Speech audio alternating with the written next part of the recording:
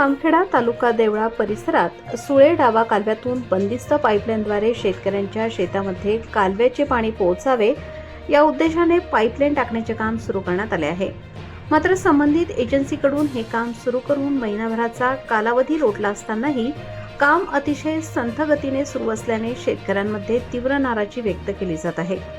Pipeline टाकण्यासाठी अनेक शेतांमध्ये खोदकाम करण्यात आले आहे।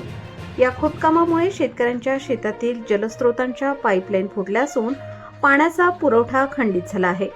परिणामी काही शेतकऱ्यांनी लागवड केलेला भाजीपाला, भुईमूग, कोबीची रोपे आदी पिके पाण्याअभावी करपू लागली आहेत।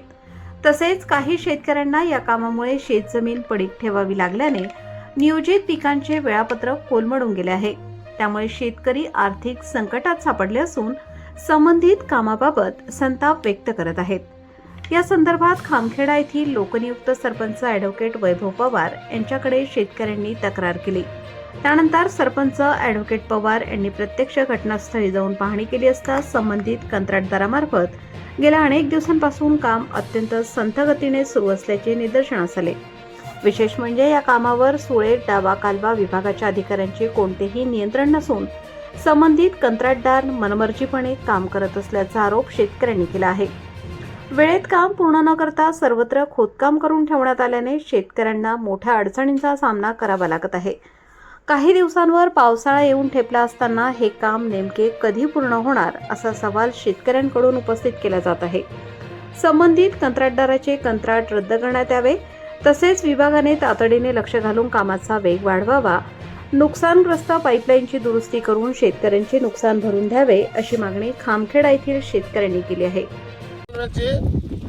बंदिस्त पाईपलाईन जोडली राहिली शेतामधून, तर आमच्या शेतात 29 तारखेपासून त्यांनी काम चालू केलं आहे। फक्त 15 का 20 पाईप आहेत। आज तुमची 23 तारीख झालेली आहे।